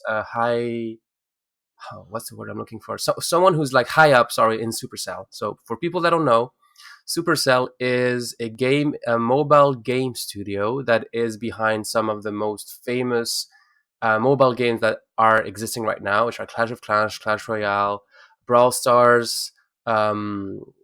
What's this other one with like the chickens or the farm, whatever. Anyway, the whole point is they're sorry, Farmville. Maybe I'm not sure. Anyway, Boom Beach, all those things. So basically, they only have like 5 games now, and they've been here for like maybe 10 years now, and they only have like 50 or 60 employees, but they've made billions in revenue. And what they were saying is that, okay, how come did they not push out more games. And they were saying basically, like, it's not that we're not making any games. They have teams that make games on a weekly, monthly basis. Like, they make so many games, it's outrageous. They just don't tell them. They don't say anything because they are not at the level that they want them to be, like Clash of Clans or Clash Royale. It's just so damn hard to make a good game. And what happens is, on a year, they might make, say, 50 to 100 games, and maybe none will be pushed further because they're not good enough. And it's also risky because sometimes they will miss a game that will be a hit. And the idea here is, what if Supercell leaked all the games they pushed? uh, that's very dangerous, because if they do so, people will be like, "Oh my god, this looks amazing," and then when they go through playtesting, and people say, "Actually, it's not that fun. Like, I'd rather play Clash Royale again." It's like, okay, well, actually, we'll discontinue. People are going to be really sad and outraged and be like, "Okay, they don't care about us because they're showing us, and we're showing that where we like it." But then, fact is, data shows that this game isn't fun, and so it's to every level. Like, imagine if Apple were like leaking iPhone new tech all the time. It's like, wait a second, they always change. Like, this wouldn't work, right? It's just it just doesn't. So people gotta realize that we can leak stuff if we know that it's just like we're plugging it in, or we leak because we're already far into the design that is good. But we can't just leak everything and share, because it can backfire so hard on us. So it's very hard. Yeah, it's people don't Last realize time that. we leaked, we got fired for it actually. So Yeah, yeah. exactly. So now I don't fight anymore. Like, ever since I've my leaking streak, I haven't been fired by Coco a single time. I do think, and I want to get to some questions from the community. And by the way, like, you guys have done an awesome job. Not that I would have expected anything different, but you've done a great job. Just like, I think the community likes to hear from you guys. You're such big parts of the community. Um, Can we also I, have a shout I, out for Henry, who is currently very sick right now, and Oh oh, yeah, people don't know that. And we almost we were oh, didn't telling him, no, let's have do it this. some other times. Like, no, let's just get it done. And yeah, so big shout to Henry. And also, like, we've talked about everyone in the council, but we haven't talked about you, Henry. Yeah. And Henry, please don't say a thing. Let's us, Myoo and myself, talk a bit about you. You know, I think Henry is the frontman of Kongz. I think he's the guy that, whether it's IRL or in Discord, he's always the cheerful person that knows everything, that's so excited to talk about everything. And for me, he's like the gateway of, this is a welcoming community where, like, it's like if we're in a hearth. A hearth back then was like a place where people would gather and share stories. And Henry always has all those things that he knows about everything, and can tell that to everyone, and just be like if you're around the hearth. So I think this is great, and I'm super happy that we've picked up Henry on the console. Like, he's the type of person that brings everyone together, and he's always such a high positive attitude. It's really good. Myoo, I don't know what you want to add to this. Yeah. Um, I mean, when I first saw Henry to Discord, like talking to the community and Monkey Biz at the time, I was always like, oh man, this guy is super awesome. And after a while, I was constantly trying to get him on the team and see if he wants to help. And I think for a few months, actually, I was pushing to the rest of the council to bring him on, and we pulled the trigger, and we never looked back since, because, like, he's the perfect frontman, like you said. He is a great talker on events. He represents us like super well, and I mean, there's a reason why he's doing the talking and not me. So easy brand to do it for. No, honestly, I tell my wife all the time. Obviously, like, I consider Myoo a friend, even though we've never met IRL.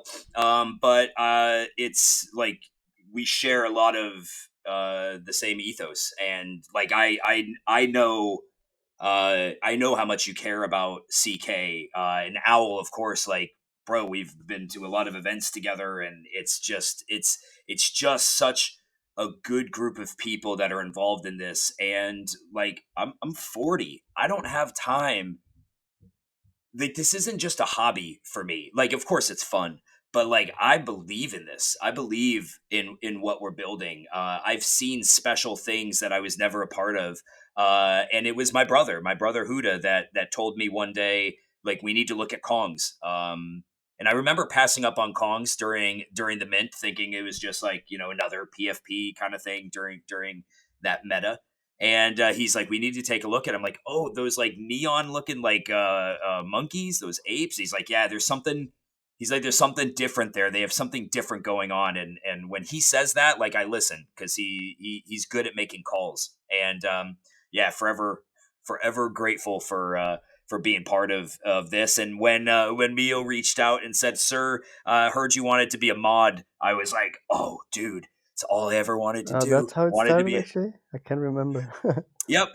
You had heard from somebody that I wanted to be a mod. You made me a mod. I was so happy. I had turned down a paid job in Web3. Legitimately, I turned down a paid job, and I told them this other project that I turned down this paid job because I was hoping to mod in CyberKongz, and I didn't want to quit this other job if that opportunity came. And so to go from like mod to CM, and then obviously to be asked to come to council was never even thought it would be possible.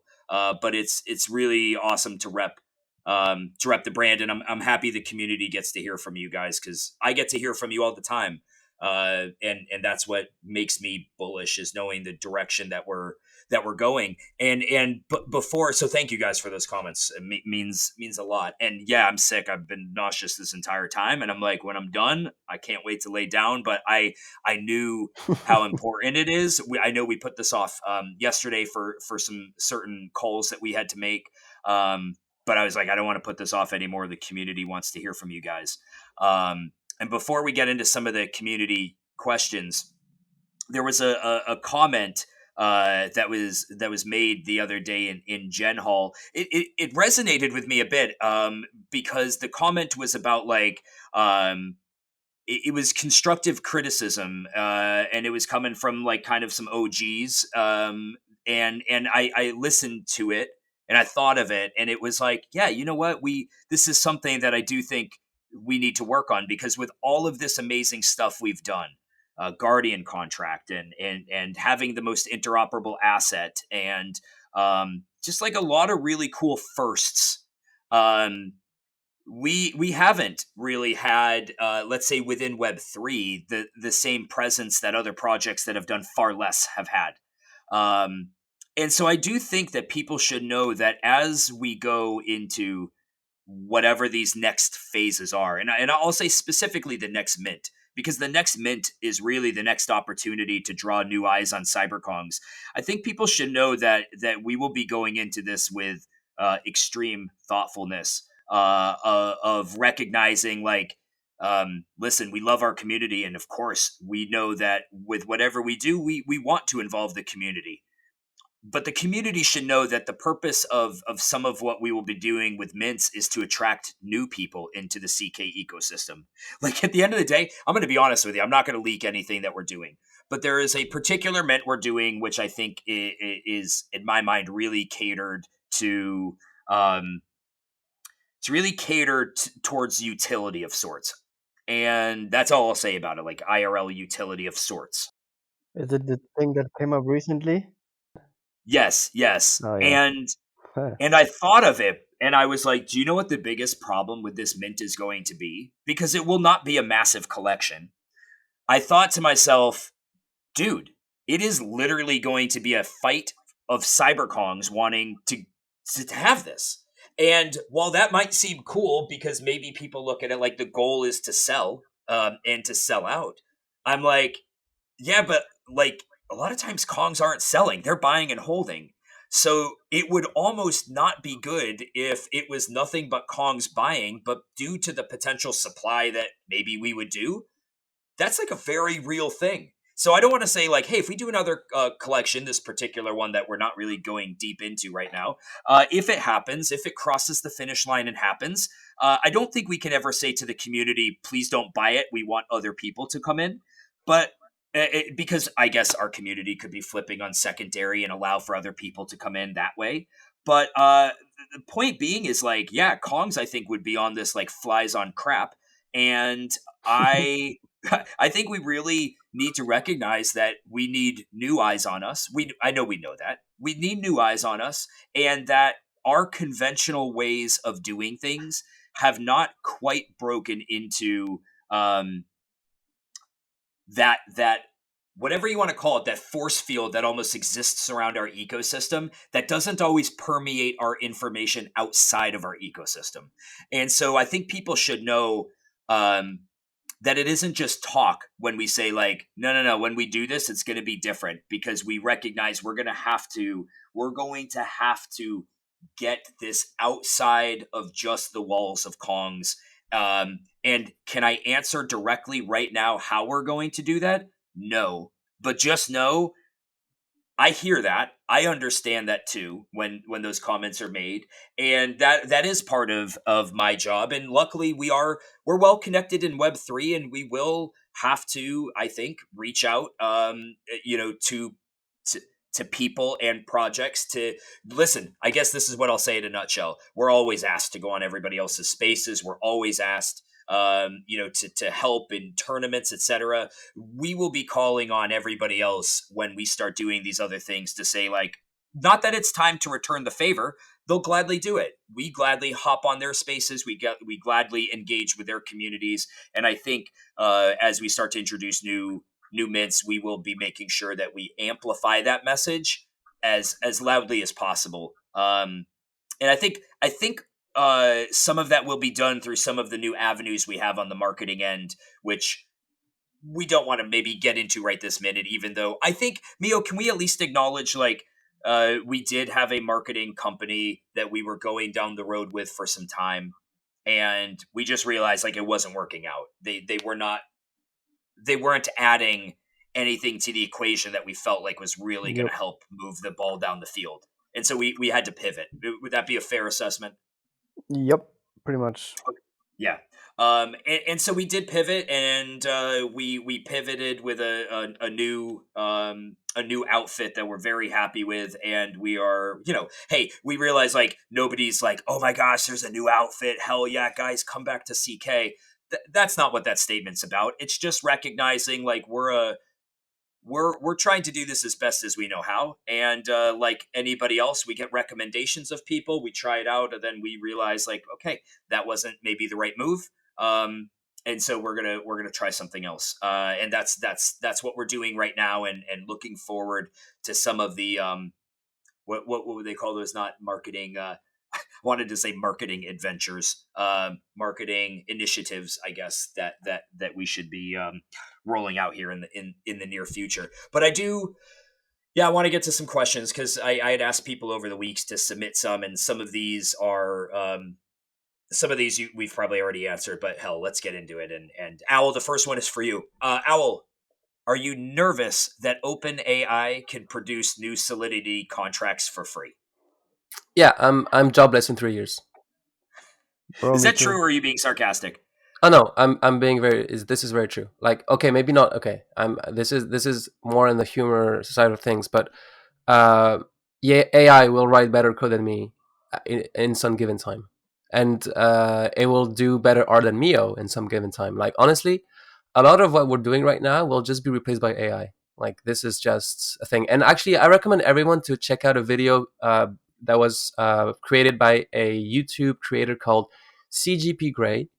He does a bunch of, like, really cool things about, for example, how to become a pope, He's or awesome. does the Statue of Liberty belong to New Jersey or New York State, and all those things. And so, long story short, he created a video in 2015 called "Humans Need Not Apply," and it basically explains why humans will be completely swapped out by robots and AI. And he's kind of like saying that we are the horses of the industrial revolution, but here it's the digital revolution. So yeah, I do think that AI will literally make me jobless, but not just me, like 90% of the people. So it's kind of scary, but yeah, it's kind of true at the same time. Ooh, yeah, that sucks, bro.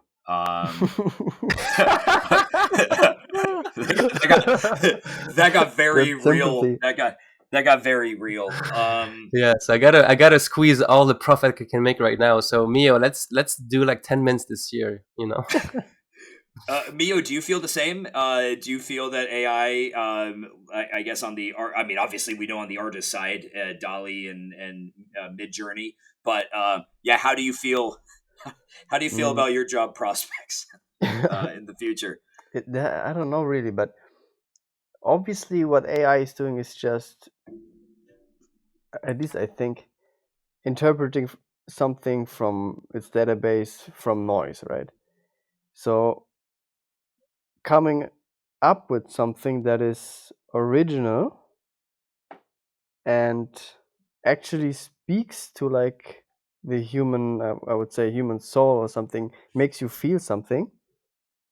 I'm not sure if AI will be 100% able to do that, but to be honest, at this point, I'm very close to be proven wrong, I'm guessing. Okay. Okay.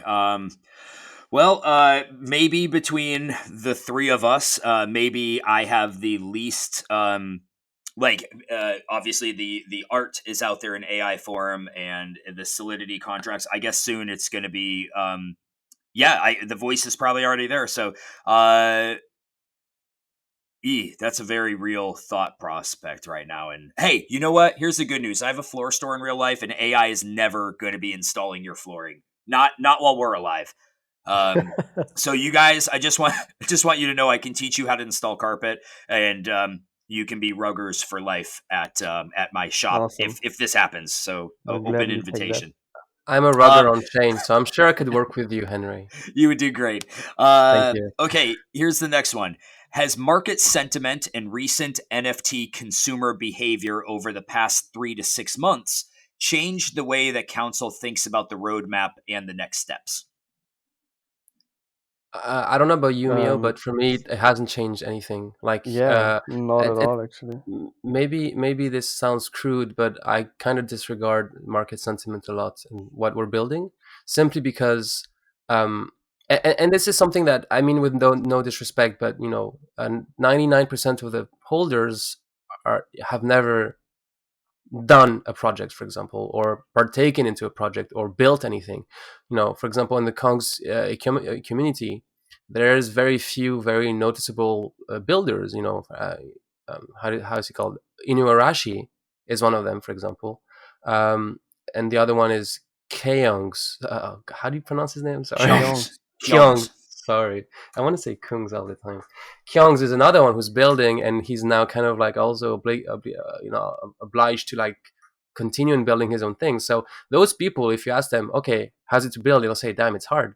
And so um, you can't just take what people say all the time and just because we build, we know how hard it is, and then we gauge on based on what we see other people do. And of course, market sentiment is good. If we see something that's good, for example, PCC with ENS, then we'll follow up for sure. But then when it comes to just market sentiment and pricing, if things go down, like what can we do? Nothing. It's just the pricing. Sadly, we're just denominated into ETH. But so that's really it.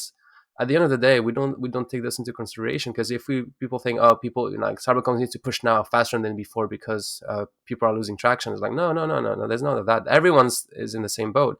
We'll keep on building. Like it's not a sprint, it's a marathon. So just keep at it, and when sentiments get better, we'll have all the cool stuff that people haven't seen. And when people come out of hibernation, we're like, oh my god, Kong, they've been building so good. So yeah.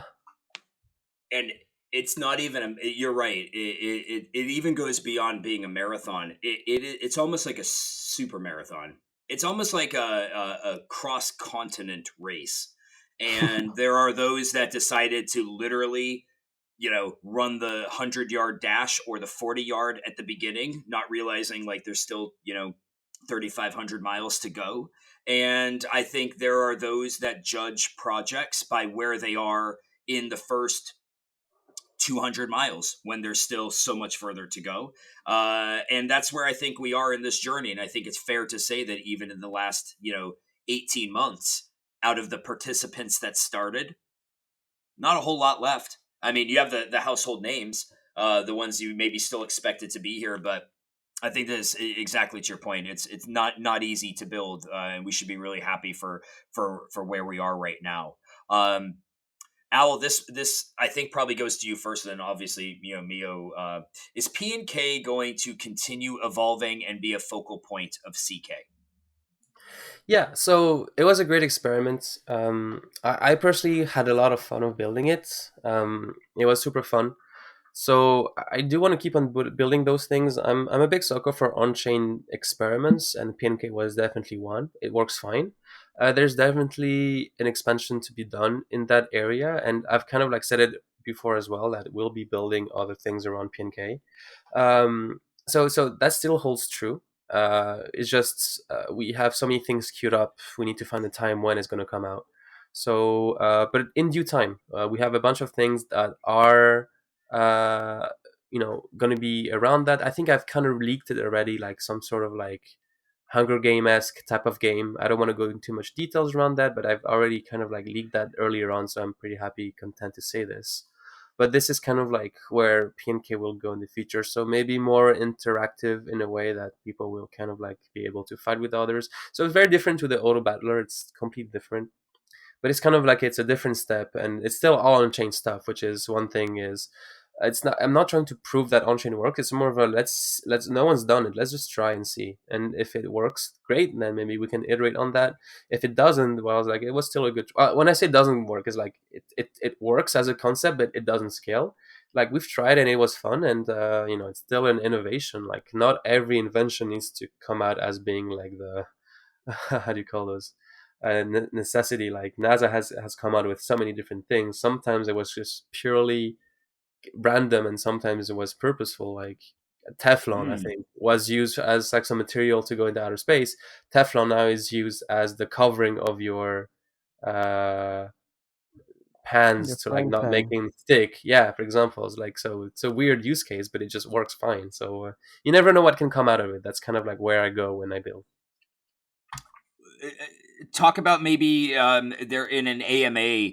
Uh, it was mentioned that there could be the addition of new participants within P&K. And so, like, do you think that's something that is still being conceptualized? Is that I mean, I'm sure it's a massive undertaking to be able to do that, but do you think that's something?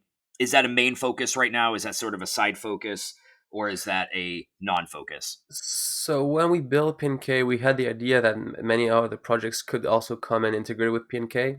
It's still doable today, but I think it's mostly for the projects to want to be integrated in PNK. Given we haven't really advertised that as much, we just always kept it into our own ecosystem. There needs to be, for example, projects that would need to migrate to Polygon for this to work and all those kind of things. So at the end of the day, it's doable still today. It's more of a we haven't necessarily focused on that specific part. So Mm. we have the flexibility. It's more of a we've been building other stuff, and we just like of pushing that forward. But maybe in the future, maybe that's something we do implement specifically with newer projects. So sorry, with newer things that we're going to be pushing out. If we see that it would be fun to have like a because I've seen that so many times, like Kongz versus Kings, for example. That would be fun. I think that's a fun narrative, and or like there's Godzilla or whatever. There's another project as well. Like that would be fun. Some things, and even like Doodles, whoever. Like the whole thing is just doable. It's doodleable. Sorry, I just had that one as funny. I like that. I like that. But Uh, yeah, it's uh, we'll see. Mio, when is the website? When is the website coming on board?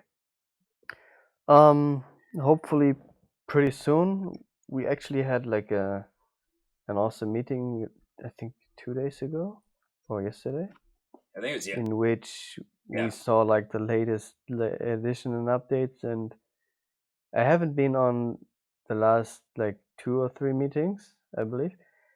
And just seeing how far it already came in that time, I was blown away again and again and again. Like this will be so fucking cool.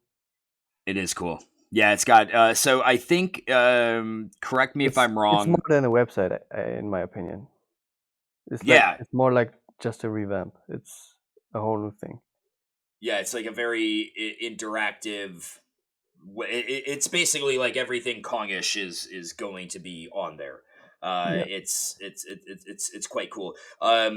Obviously, it won't be online by the end of this year, but beginning of 23, I think, is what they're shooting for, if I remember correctly. I mean, Yeah, is that that about should be. right? Yep. Okay. If everything goes well. Everything goes well. Okay, let's hope everything goes well because I was on that call the other day and that was super cool. Let's see, we've talked about armor. Just looking through some of these other questions. Banana is obviously one that people like to talk about, so I think banana is something that we should, as we start wrapping up here. I think that's just something that's worth explaining. Like some people, I think it's funny. Some people think we have forgotten about banana, when in reality, like I think it's fair to say we're well aware that banana exists and that use cases for banana needs to exist. Does anybody have any thoughts on banana? Anything that they think is worth mentioning? But whether it's voting with banana, whether it's a utility with banana, any overwhelming thoughts about banana? I mean, it in the beginning it was purely designed to be a utility token, and the fact that it shot up to over $100 was obviously not done by us, and is also the downfall of banana because people think of it as a token that was once worth $100, which is totally senseless. So people see it as like a coin that is down 99%. One banana is one banana. Use cases are necessary for banana, right? Like without use cases of banana, then it is exactly as you describe. How many use cases of banana can there be? We've bred with it. You can name a Kong. You can write a bio for a Kong. You can use it for P and K runs. As the ecosystem grows, like you know, I can imagine it's like a still a necessary piece of the ecosystem.